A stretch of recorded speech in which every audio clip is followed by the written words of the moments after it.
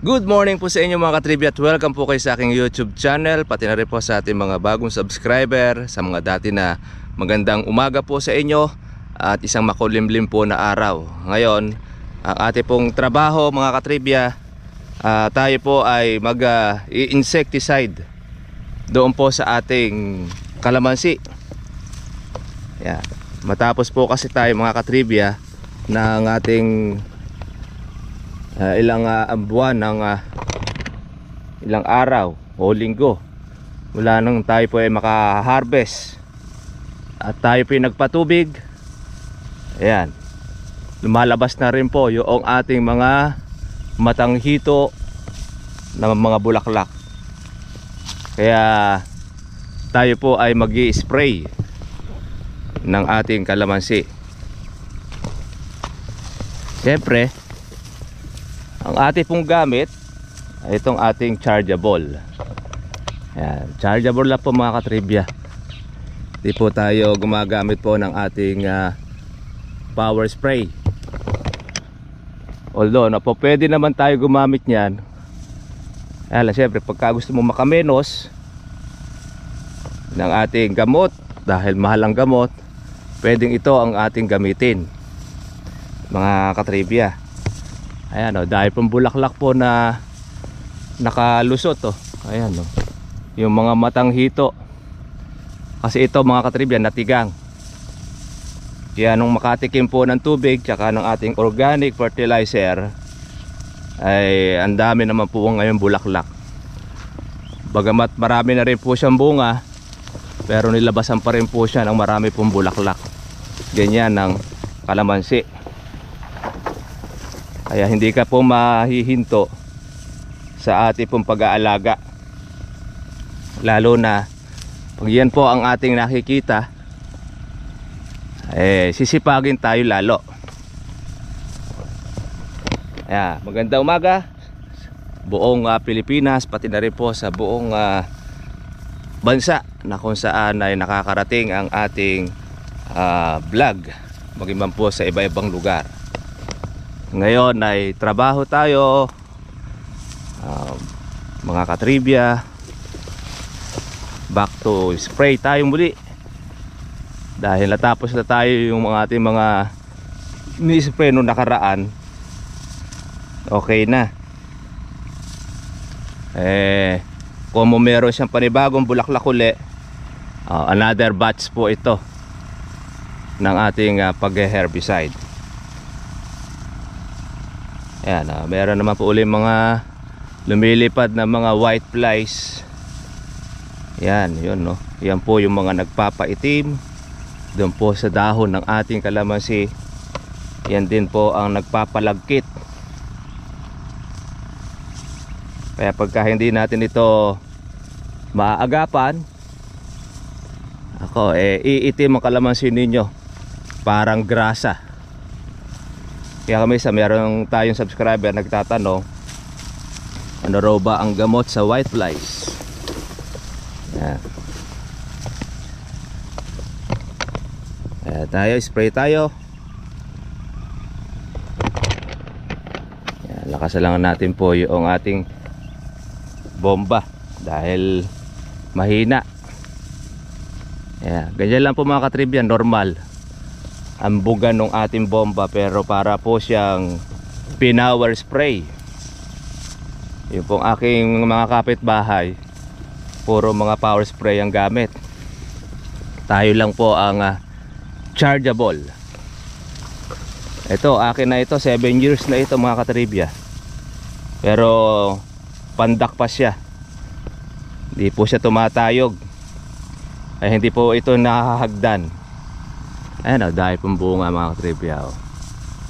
Yung ating pong pang Marso lumalaki na.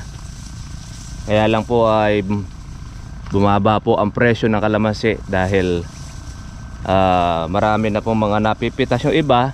Tapos ang nagiging sanhi kung bakit tumutumal ang kalamansi sa palengke, marami pong mga nambububot. Sabihin yung mga nambububot, yung mga maliliit na bunga, yung mga medium, small, napipitas na. At yan po ngayon ang nagbabara sa palengke. Nagiging matumal dahil walang katas. Kung ako naman mga katribya, magpapapitas, hayaan ko na po lumaki ang aking kalamansi. Dahil mas malaki po ang mawawala sa inyo kung ipapipitas nyo ng maliit ang inyong kalamansi na bubot. Yan po ang ating ginagawa, ang technique. Pagka tumaas, swerte. Kung halimbawa po mga trivia po ay bumaba, ay kukunin mo na lang siya sa laki at doon po sa dami ng inyo pong mapipitas. Yan po yung ating ginagawa. Importante dyan, meron kang nakaabang. Abang-abang lang tayo. Kaya alam muna natin yung ibang mga mainipin na magpapitas sila. Dahil yung iba maaaring natatakot, baka bumaba po sa libo ang presyo ng kalamansi, kaya pinipitas na po ng marami. Lalo na po yung ibang mga malaki ginastos. Kasi mga katribya po, ang kalamansi talagang malaki po ang gastos dyan. Ayan, napalakas po yung ating bomba. Ayan, normal lang. Normal lang po ang hangin. Para menos tayo sa gamot. Pero yung gamot naman po natin mga katribya ay tinatapangan na po natin.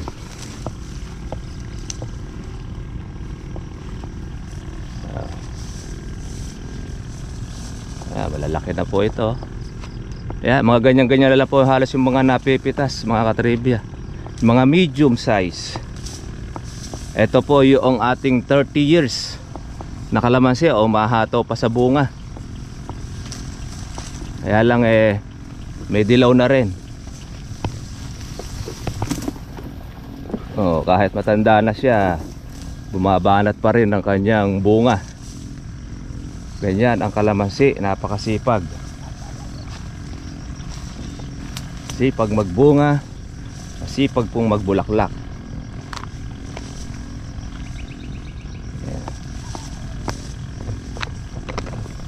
Sarap po mga katribya pong mag-alaga ng ating kalamansi pagka po maganda ang ating bunga.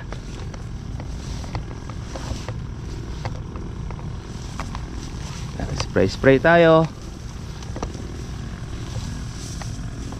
Yan nakagandahan po ng chargeable.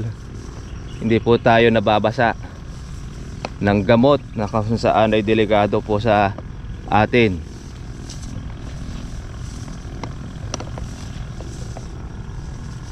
Dahil naiiwasan pa po natin siya.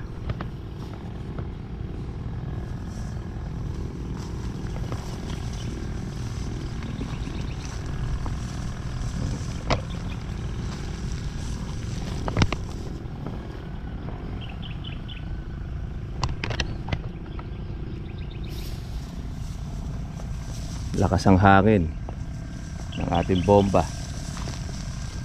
Yan. Normal lang. Sabi nga pisik-pisik.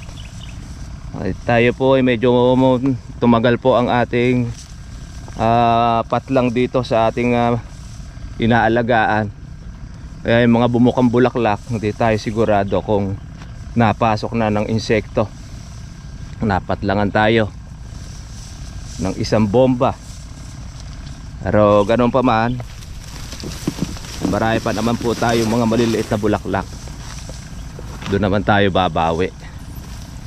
Kung nakalusot yung ibang mga insekto, ay dito sa bomba natin na ito, hindi na siya makakalusot. Yan. Dahil pong bunga nito. Ayun, dami rin pong hinog. Noong naiwan itong hinog natin, noong kumukuha lang ng berde yung ating buyer, pagdating na sa hinog hindi siya kumukuha. Hindi maganda pala yung ganon. Mas maganda pati yung reject na kukuha para hindi po naiiwan sa puno. Kaya lang ang may-ari, kung kasi gusto rin natin makahabol din tayo sa presyo, Kahit na binerdahan natin, naiwan po yung ating mga hinog. At least nakuha na po natin po yung mahihinog pa. Kasi po yung mga mahihinog, aabutan din po ng mura. Kaya inagapan na po natin. Yan naman po yung ating technique. Ngayon yun po yung reject, meron pong presyo po mga katribya, 500 to 600 ang presyo ng ating hinog. Mataas pa rin dahil ng panahong mababa ang kalamansi. Yun din ang presyo ng berde, yung presyo po ng hinog o yung reject.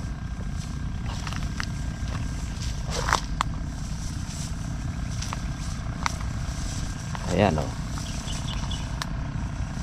Malaylay na ang ating bunga mga katribya dito po sa atin sa tabing ilog, kung saan ito yung madalas tayong nabibiktima ng kawatan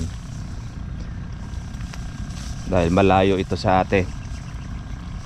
Pero bagamat na tayo po ay nanakawan, ibinalik naman po sa atin yung ninakaw. Ganun naman kasi ang nasa taas, hindi ka po maargabyado lalo ka ganyang nag-aalaga tayo ng patas, ng marangal. Huwag kang magsasawa, huwag kang panghihinaan ng kalooban, ika nga. Although talagang medyo masakit din talaga pagka manakawang ka dahil nawalan ka at nakauna pa sa yung mandurugas, yung kawatan. Pero kasama yan sa lipunan, di mawawala. Sa gobyerno nga marami ring kawatan. Kumbaga sa pelikula, hindi gaganda ang pelikula kung wala ang kontrabida. Basta tuloy lang ang buhay. Life is go on, sabi nga. Ganyan naman po yung sa atin. Dahil papalitan din naman. Ayan, napakarami pong bulaklak na labas ng ating kalamansi. Sulit din naman yan mga katribya. Importante, merong tayong inaalagaan, meron tayong pinagkukuhanan ng ating magagastos.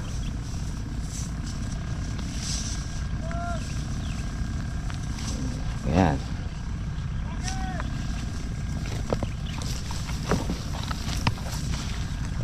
Basta't alaga lang tayo, continuous. Tubig, lalo na po ngayon, matindi na po ang init po natin, init ng panahon. Kaya sa ating mga farmers dito sa lugar na sa amin na marami pong iba, humina na po ang mga patubig. Ibang mga nagpapalay, di na po sila makakapagtanim po ngayon, mga buwan po ng Marso o alagaan, dahil sa tindi na po ng init at marami na rin pong mga irrigation, huminto na sa tubig, wala nang makuha. Kaya baka magkaroon po uli ng krisis sa pag-ani ng palay, dahil marami pong hindi po makakapagtanim kasi dulot po yan ng El Nino. Buti dito sa amin meron po kaming patubig na nakukuhanan po natin ng source of water, yung deep well. Pero doon sa mga wala pong deep well, ayun, magkakaroon sila ng problema. Tayo mga katribya, buti naman po yung mga tubo na ating napabaunan, lahat ay malalakas. Yun, biniyayaan po tayo ng malalakas na tubig.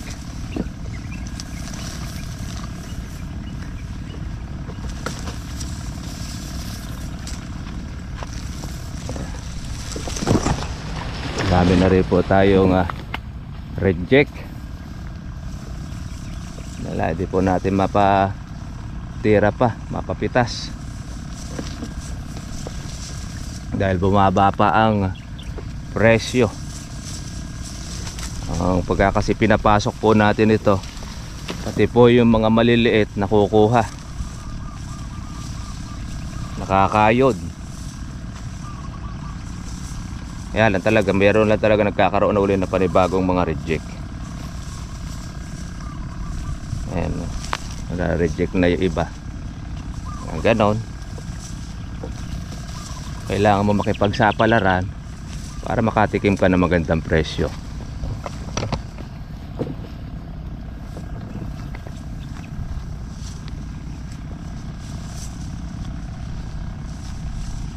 Ang tumaas ngayon mga katribya po na gulay, kamatis.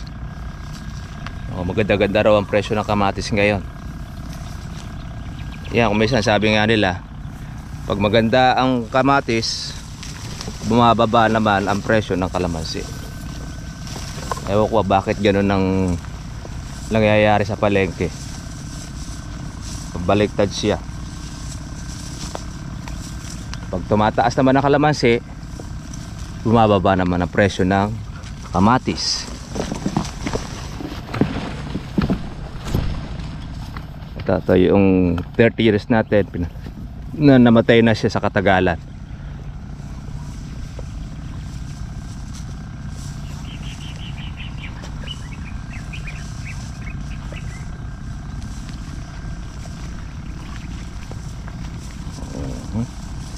Alaga lang mga katribya, continuous,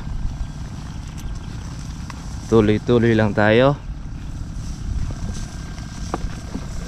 Kaya tayo mga katribya nakikita natin sa inyo yung pamamaraan natin para pwede nyong gayahin, pwede rin namang hindi kung meron kayong mga sa kanya mga diskarte. Pero kung saan tayo makikinabang, makakatulong sa ating pong kapwa, sa ating mga kababayan, yun ang ating sinishare sa inyo. Na ang kalamansi hindi po kailangan naligo sa ating pag-i-spray para maapulan natin ang mga insekto. Nakita naman ninyo, pisik-pisik lang yung ating gamit, pero marami pong bunga. Hindi natin kailangan maligo para maging delikado pa sa kalusugan natin.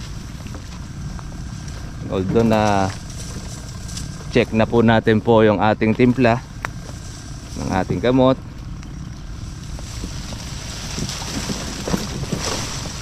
at maintain mo lang. Ang mga insekto kasi basta't pagka naamoy nila na ikaw ay nag-herbicide o yung nag-insecticide, malayas na po mga yan. Yung ibang mga matatamaan, may mamamatay, meron namang hindi. Importante lang dyan, pambulabog lang, pambugaw, ika nga. Yan, pambugaw sa ating mga insekto. Pagka hindi mo naman in-sprayin, walang matitira sa bunga. Pero ito namang organic natin mga katribya, hindi naman po tumatawag ng marami pong insekto. Yun ang ating napansin mula nang tayo po'y gumamit. Kasi isipin ninyo manual lang po itong ating gamit, pero para po siyang power spray, kagaya doon sa iba. Marami nga naiinggit kapitbahay natin naiinggit. Sabi nga pisik-pisik lang gamit natin, pero maraming bunga kalamansi natin. Samantalang yung kanila power spray ang ginagamit, nagkasira po ang mga bunga. Kung kukumpara natin doon sa kanilang gastos, mas malaki ang gastos nila sa gamot kaysa sa gastos natin mga katribya. Nasa kuwan po kasi yan mga katribya, nasa kagatimpla. Tapos kung gaano ka kadalas mag-spray, hindi naman po nakukuha sa dalas ng spray yan. Iba nga dalawang araw lang ang pagitan, diba? Isang araw nga lang pagitan, nasisira pa bunga nila. Nakakagat po ng mga insekto.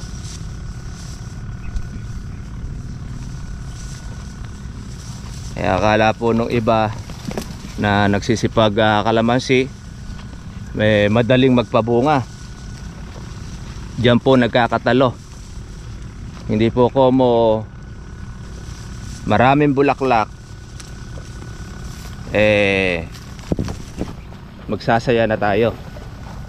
Tandaan ninyo, ang mga kalaban nandyan lang. Pag hindi po ninyo maapula, sasalakayin po ang inyong kalamansi. Kaya yan ang mangyayari. Pag nagkamali ka ng inyong gamot, kamali ka ng inyong alaga, halos wala pong matitira sa inyong bulaklak. Magbubuko at magbubuko mga yan.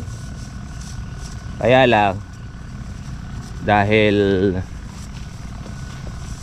nasa lantana siya ng insekto, wala pong matitira na.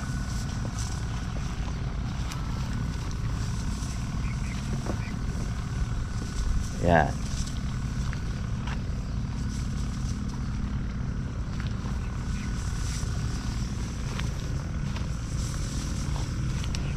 Obligado na natin itong patira, papitas. Marami na tayong mga dilaw uli. Yung mga natira nating mga alanganin noon, naiwan po ng mga mamimitas, dilaw na siya. Kaya konti na lang ang birding ating makukuha. Kaya ang ating pag-asa na lang dito yung pong mga maliliit, mga katribya.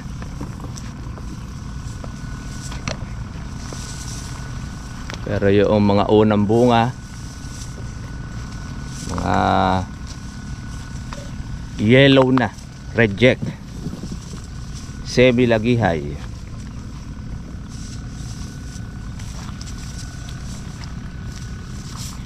bakit pa naman ngayon pag bumababa ang kalamansi, nag-aalok ka sa buyer,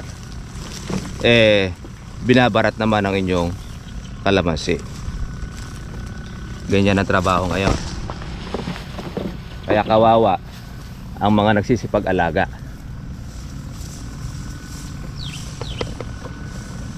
Sinasamantalan ng middleman, pati na rin ng buyer. Kaya mapipilitan mo ngayon itakbo ng kabanatuan.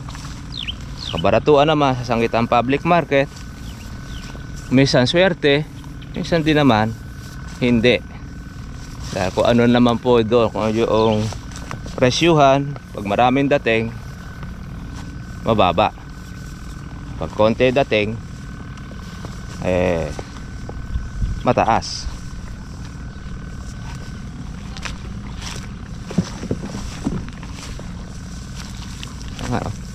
Tagal maubos po nung ating karga. Paano hindi po tayo titipid? Yung pong isang drum, mga katribya, sumusobra pa tayo sa 600 puno na ating pag-aalaga o na kalamansi na inaalagaan. Gano'ng katipid yan, no? Halos patak-patak lang po yung ating ginagamit pero effective naman po yung gamot dahil nagtutuloy. Kaya umauubos na. Yan. Sinisimutan po natin para walang masayang. Tsatsagain lang natin. Yung na kailangan po ng mabilisan na pag-aalaga. Slowly, sabi nga, pero surely.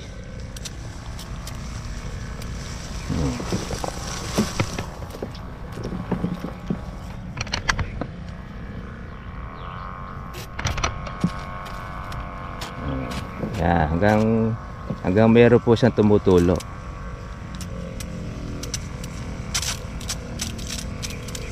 Yan, dahil pong bulaklak Para sulit.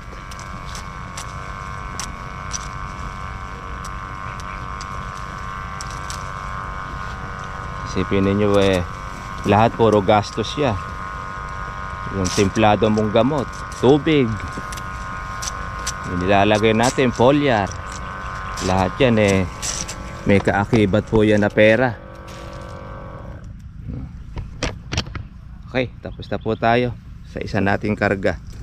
Ang ito pong kalamansi natin, 6 na karga lang, na spray na po natin yung ating halos 6 na raang puno na kalamansi.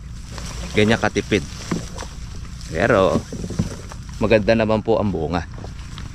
Ito, power spray, nauubos nito 2 hanggang 3 drum. Ang kanyang puno nasa 300 lang na puno. Ayan. Kaya lang ito mahirap na po itong i-chargeable dahil matataas na. Yung sa ating kasi mga bata pa.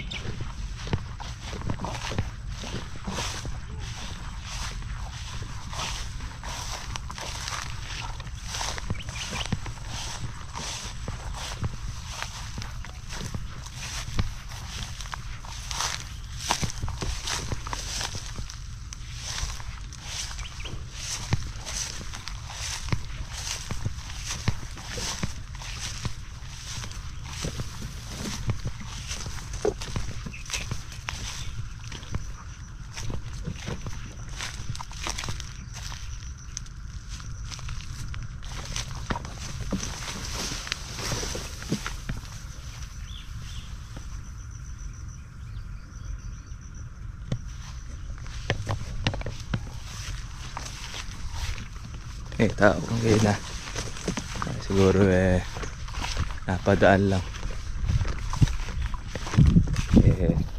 nagawang daanan ito, pero kasi possible po na makawatan ito ating kalamansi. Siguro nang maramdaman na may tao, umalis na agad. Di bale,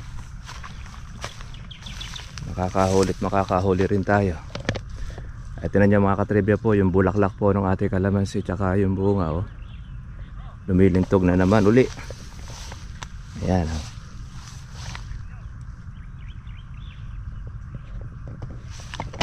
Para mga katribya, tapos na po tayo sa ating po pag-i-spray. God bless po sa inyo lahat. Kita-kita lang po tayo muli.